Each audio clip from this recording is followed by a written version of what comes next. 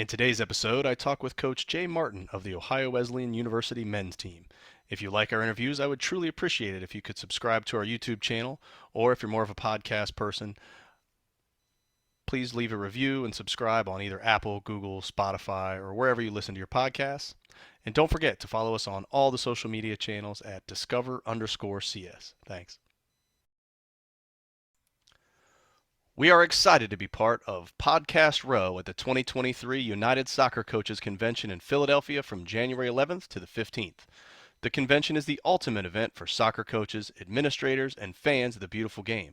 Ignite your passion through captivating presentations, on-field demonstrations, exhibits, and networking events for any coach. Whether you are attending alone or bringing the whole coaching staff, there's no better place for soccer coaches to learn, network, and experience the latest trends in soccer education. Visit www.unitedsoccercoachesconvention.org to register.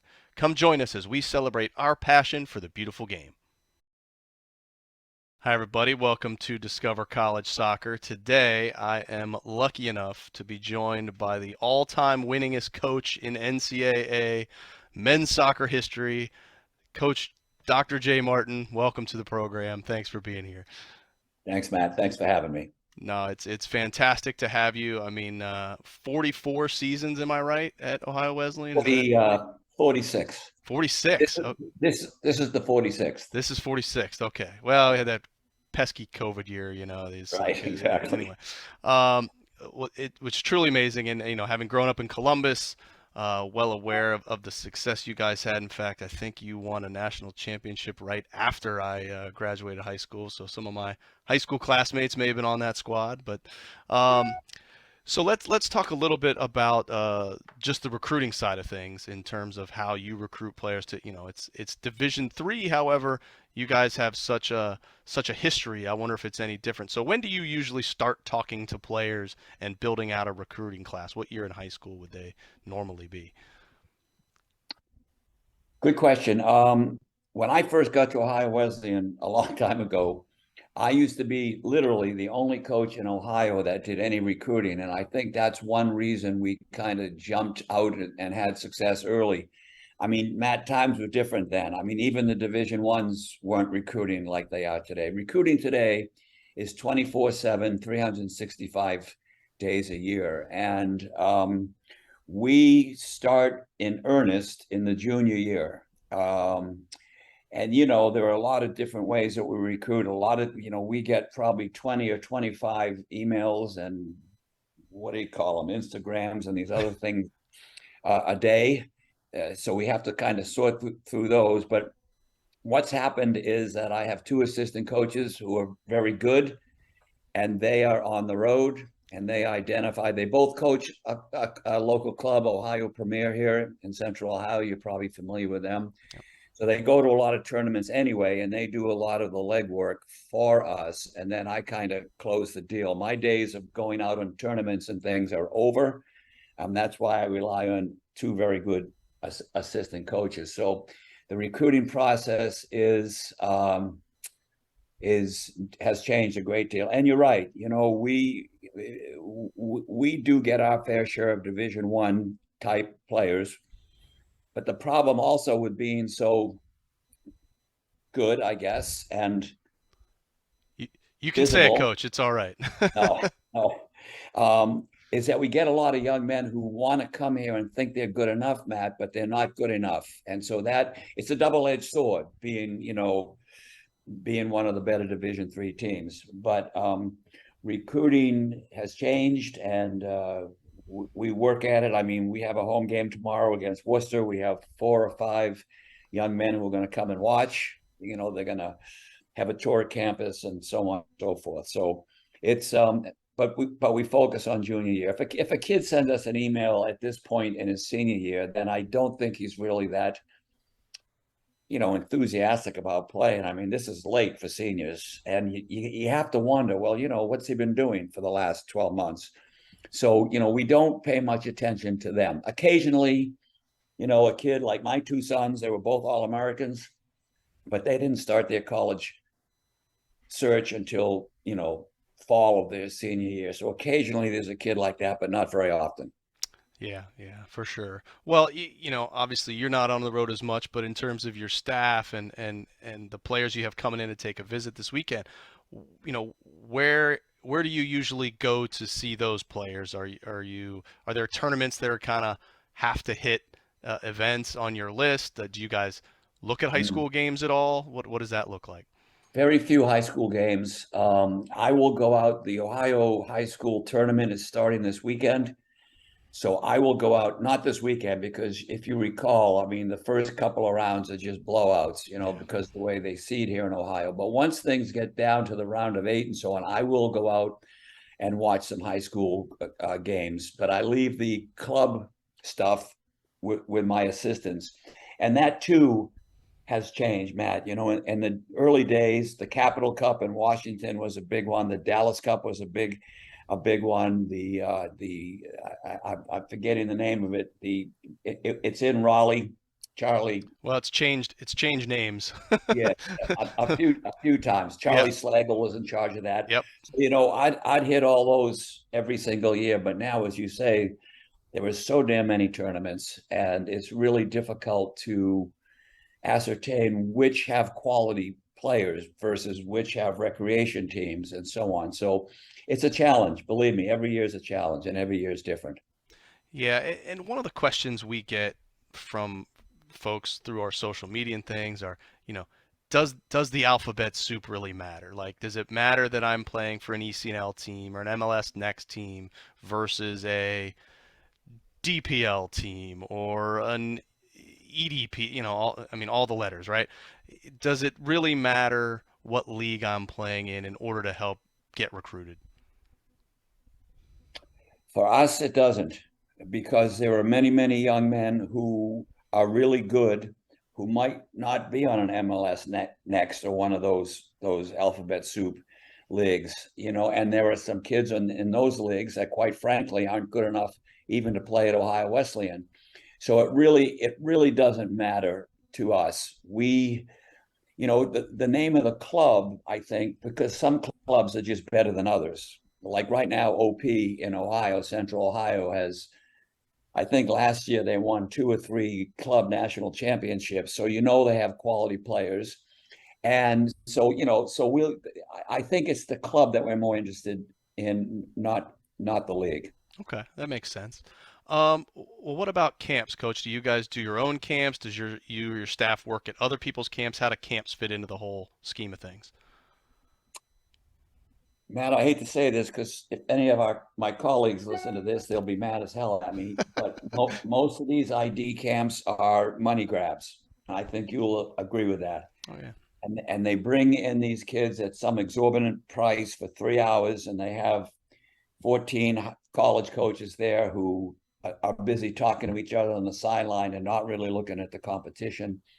And with that said, we have 2 ID camps, but they're 3 days, and all the money I make on those goes to my assistant coaches, and it's by invitation only, which I think is different. And I say that because it's not a money grab. Do we make money on it, Matt? Yes, we make a few bucks, and as I already said, it goes to my assistants who are grossly underpaid. And but if you invite a young man, that shows at least at that point some mutual interest. He's interested in us, we're interested in him. He can come on campus and see how we coach, see our facilities, meet some of our players. We'll be working the camp and things like that. And I would say now that I'm guessing now I could go through the roster, but I would say 50 to 60% of our current roster came to our ID camps. But let me reiterate, they were all invited. We had seen them earlier, and we thought they were really good, and we just wanted to take them to the next level and see. To me, Matt, for example, when I go to a high school game that you mentioned a few moments ago, I get there 20 minutes early and I watch warm-ups, and I can tell you just about everything I need to know about a player in warm-ups. And I might watch the first 15 or 20 minutes of the game. And that's what we try to do with our ID camp. I want to see how the kids prepare to play, what they do off the field, and those types of things. Because in the end, to me, those things are maybe more important than what they do on the field. Oh, absolutely. Well, and that kind of leads me to my next question. When you're looking at a player in that 20 minutes of warm-ups or at the camp or anything, kind of what are the things on your list, whether it's on the field stuff or off the field stuff that kind of ticks the boxes for you and says, okay, Yeah. this guy can be an Ohio Wesleyan player. Yes. Look, it all starts with on the field, doesn't it? I Yeah. mean, you watch a group of kids play, you go, hey, that number 16 is, he's really good. I think he could play at Ohio Wesleyan. So the initial invitations go to young men like that. Then what we try to do at camp is we try to take it to the, proverbial next level, and that, okay, what does the kid eat at lunch? I mean, we screw these kids don't even know it, but we scrutinize these kids. What do they do at lunch? Are they on time to practice? Are they ready to practice? Are they getting ready mentally and physically to practice? Do they give 100% in practice? Do they interact with their new teammates? I mean, they've hardly met any of these kids before, and so on. And Matt, we have actually stopped recruiting young men in the past. We had a young man last year at camp who was really, really good player, but I overheard him telling a couple of the other campers, he goes, hey, this camp sucks. I'm the best player here. I have no competition, and so on. We never call him back. I'm not interested in a young man like that. And he was good, but I don't want a young man in the locker room who's going to be like that. That just I'm a I'm a relationships empowering coach, and I don't want somebody who's going to screw up that kind of atmosphere that we have. Some people call it culture, which I think is an overused term, but I don't want somebody coming in with an ego, that I'm so damn good. I should be playing D1 or whatever. I'm not interested in that kind of young man. So it goes both ways. We want to see, let me. This is the third time I've said this. This kid was good. He was really good, and he would help us on the field. But Matt, that's an hour and a half or 2 hours a day. What's he doing in the other 22 hours? Is he Yeah. going to class? Is he a good teammate? Is he, we have a saying here, what have you done today to help the Ohio Wesleyan soccer program? And a lot of that happens off the field. Our guys do the laundry, we pick up the trash. The only thing Billings and Grounds does for us at Roy Reich is they line the field, because I don't know how to do that. Otherwise, our players do everything. And so I don't want a kid, they move the goals. I don't want a kid who doesn't move the goals because he thinks he's too good. It disrupts the apple cart. Yeah, for sure, for sure. Love that. Well, let's talk a little bit about the school itself. There's probably folks out there who aren't familiar with Ohio Wesleyan, didn't have the opportunity to grow up a few miles away from it like I did. But so you've been there a couple years, Jay, so you probably know a little bit about the school. So besides what somebody might click and find on the website, give us some inside scoop. What are some of the awesome things about Ohio Wesleyan? I want to remind you and our viewers that I'm also on the faculty and have been on the faculty for 45 or 46 years, whatever it is. I'm a professor in physical education. I teach every day as well as coach every day, and so on and so forth. So I have a unique perspective, of our institution, not only as a soccer coach, but as a member of the faculty. And, just an aside, Matt, that has changed as well, unfortunately. The Division I model of coaching in all sports, but especially soccer, has now permeated Division III. In other words, the head coaches in Division III are coaches only now, and they have an assistant coach or two, and their job is to win games and to recruit. And it's changed everything in my mind about Division III. When I started here in 1977, my doctoral dissertation was on leadership of coaches. And all 25 coaches of the top 25 in Division III were on the faculty of their institution. Last year, there was one of the top 25, and you're looking at them. And it's really, really too bad. But anyway, the number one thing, the best thing in my mind, and I say this to alumni groups all the time, the best thing about Ohio Wesleyan is the students. The students here are really, really high caliber, intelligent, many, many good athletes. 45% of our student body plays a varsity sport, both men and women. And then they grow up to be great alums who support the institution. I mean, undying loyalty to the institution. I think the second thing that I like about Ohio Wesleyan is, and it's not because I'm on the faculty, it's because I observe my colleagues. The faculty here are are very, very good, and they actually care about the students. And they have, if a student, if one of our guys is struggling, I'll get a phone call from a colleague, and Jay, Matt's struggling in whatever course it is, and what can we do to help him? Now, Matt, that's a huge thing coming out of a faculty member at any institution. What can we do to help him? And the faculty, it's just absolutely sensational. We've just had a total renovation of many of the buildings on campus. Our athletic facilities are absolutely sensational.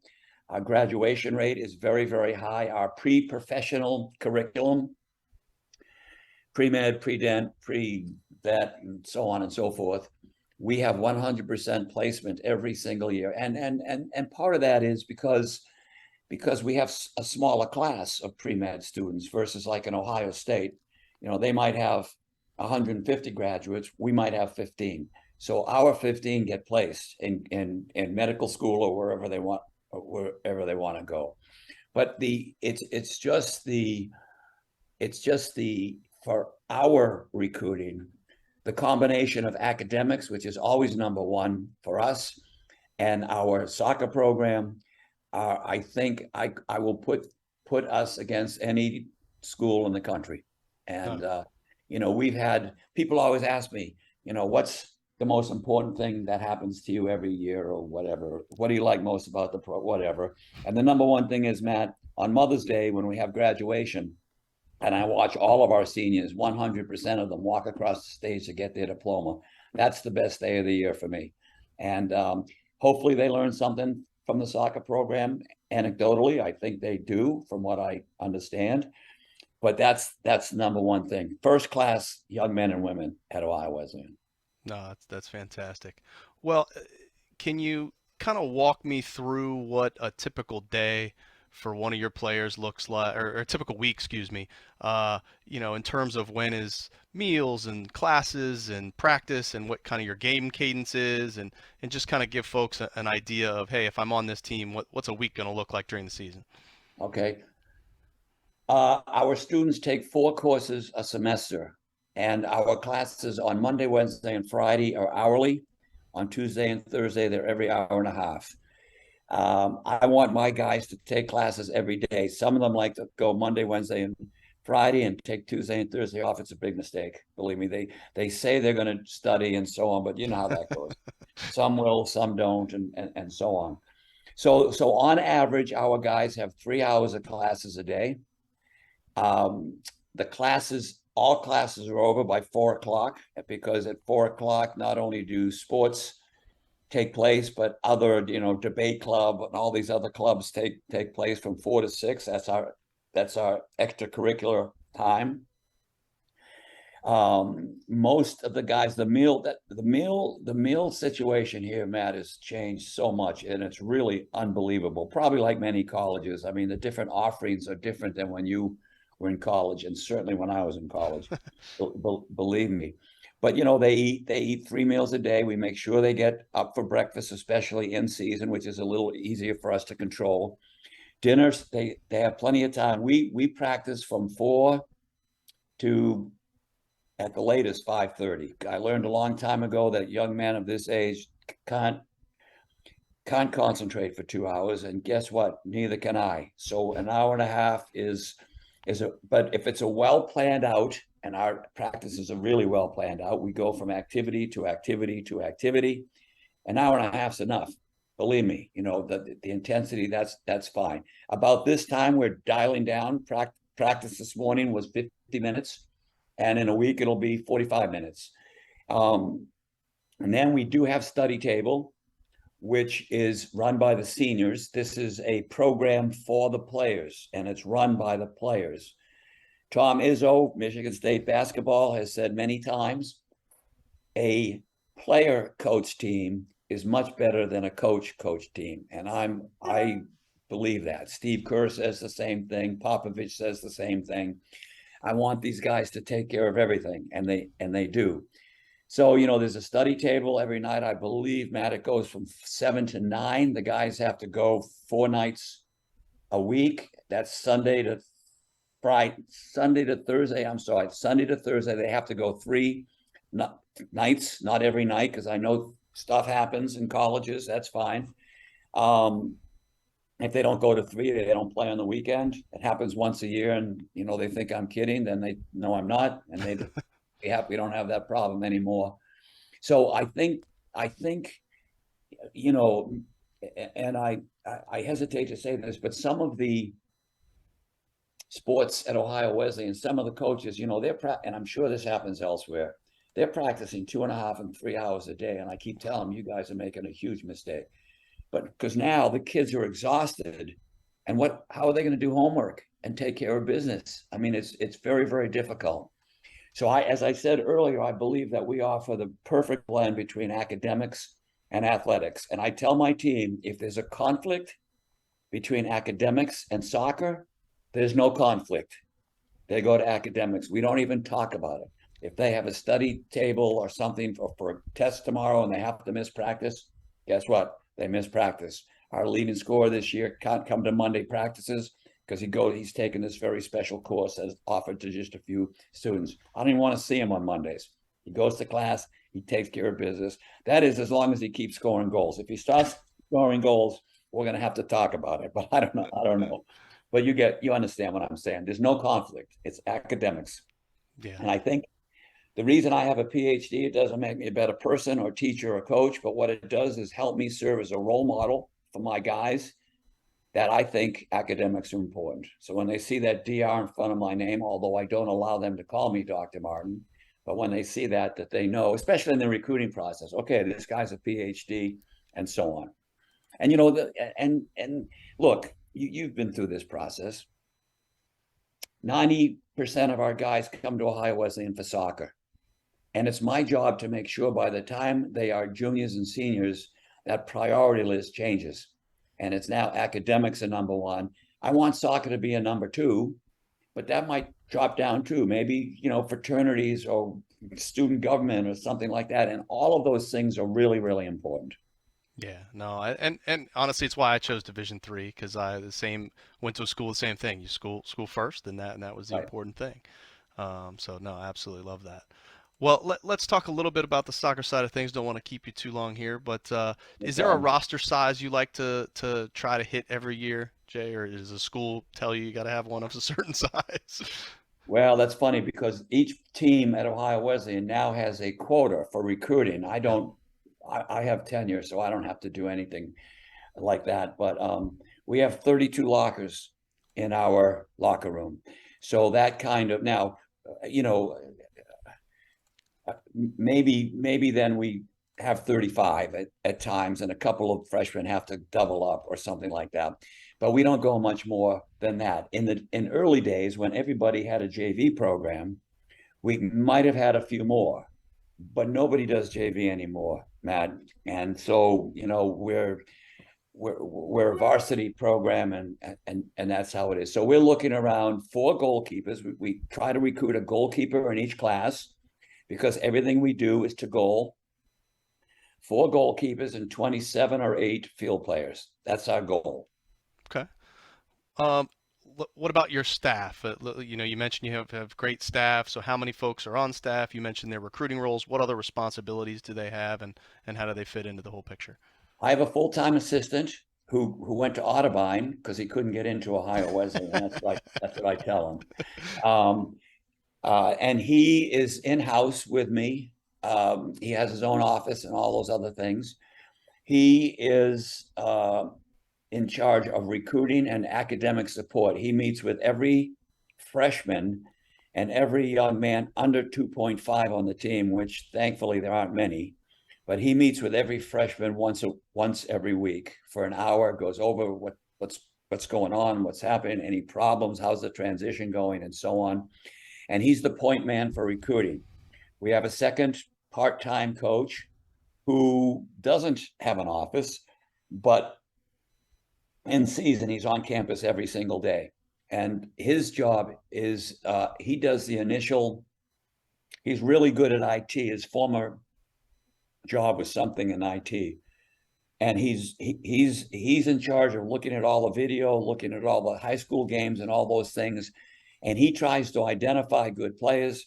He passes them on to Matt. Matt follows up with their coaches and so on and so forth. Then as I said, then I close the deal if we think that's somebody we want.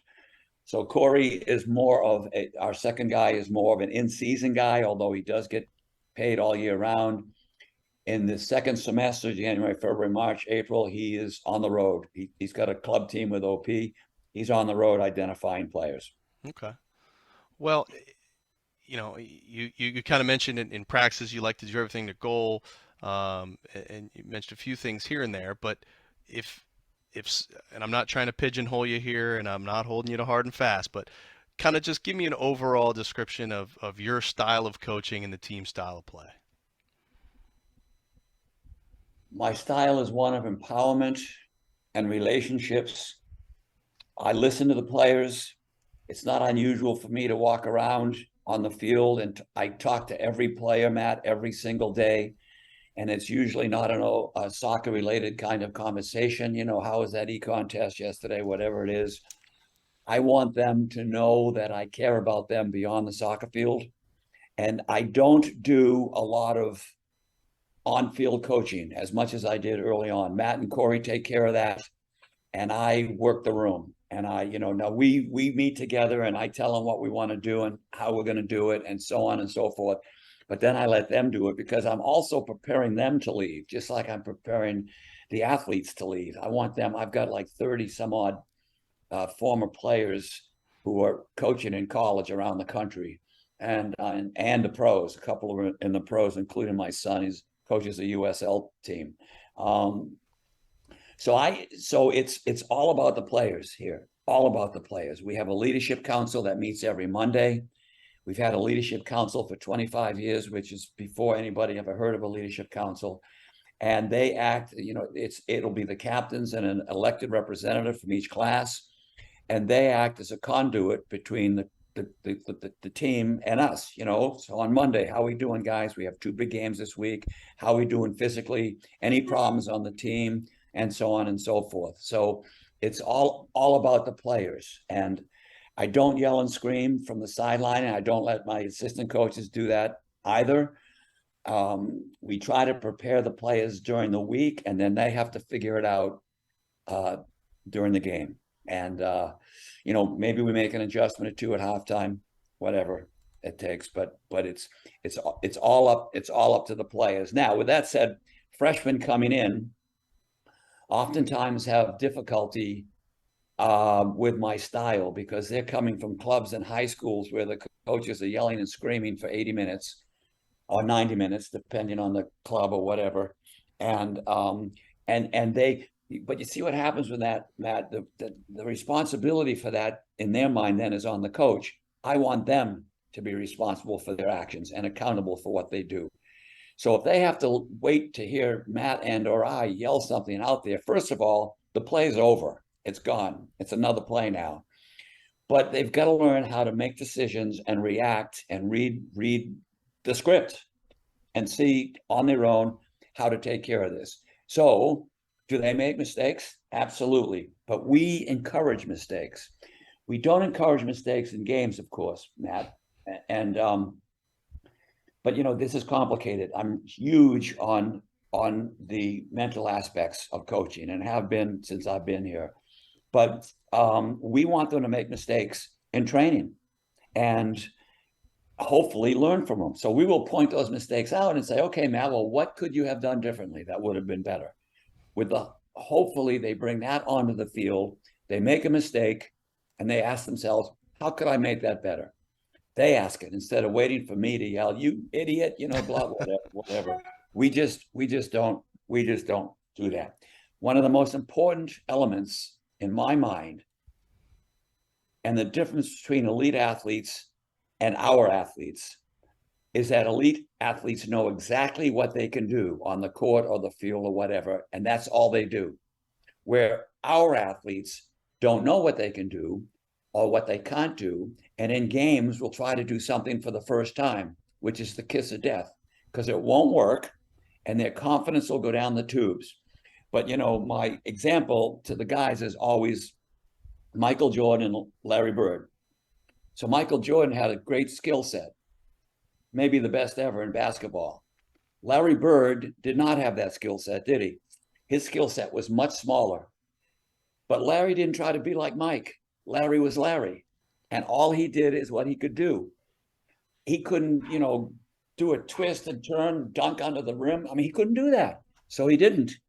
And that's why he was one of the best ever and why Michael's one of the best ever. And I think that, that's part of, so we put a lot on the players, but I think in the long run, it makes them better. No, that's absolutely right. Fantastic. Well, Coach, we've covered a lot of ground, talked a lot about a lot of different things, but I like to end these all with the same question, and that's what didn't we cover? What else would you like to say about any of the topics, whether it's recruiting, your Ohio Wesleyan, the on the field stuff, the college recruitment process? Now's a chance.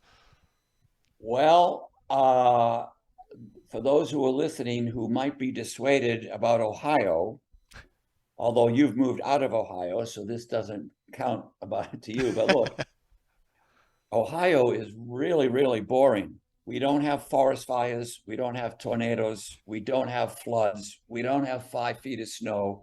We don't have any of these other things that are all over the country. Ohio is Ohio. And my wife, who's from New Jersey, and I'm from Boston, we have found a very nice life that we like a great deal in Central Ohio. And as I said, it's a great place. One of my sons works in Panama City, Panama. We go down and visit him. It's fantastic. My other son is the head coach of Loudoun United in DC. We go out to DC and visit him. It's fantastic. But Ohio is a really, really nice place. And I don't know how long you've been out, Matt, but Columbus is becoming a world-class city. Absolutely. I mean, I left in '08, but I was back, Okay. I guess, in 2019. Came back, played the alumni game there at St. Charles, and Right. checked out the downtown area. And it's Unbelievable. a 180 for sure. It's Um, unbelievable. When I first came here from Boston, I was shocked. I was like, oh my God, what is this place? As you remember, that it used to be called Cowtown, USA, with reason. But now it's not. It's a fantastic city. Really, yeah. really fantastic. Great Well, restaurants, great shows, great everything. So don't let Ohio put you off. Come on out and check us out. awesome. Well, Coach, I truly appreciate the time. Wish you the best of luck with the rest of the season, and Thank you. we'll hopefully get you well on the way to that third national championship. All right. I hope so. I hope so. We'll see. All right. Thanks, Coach.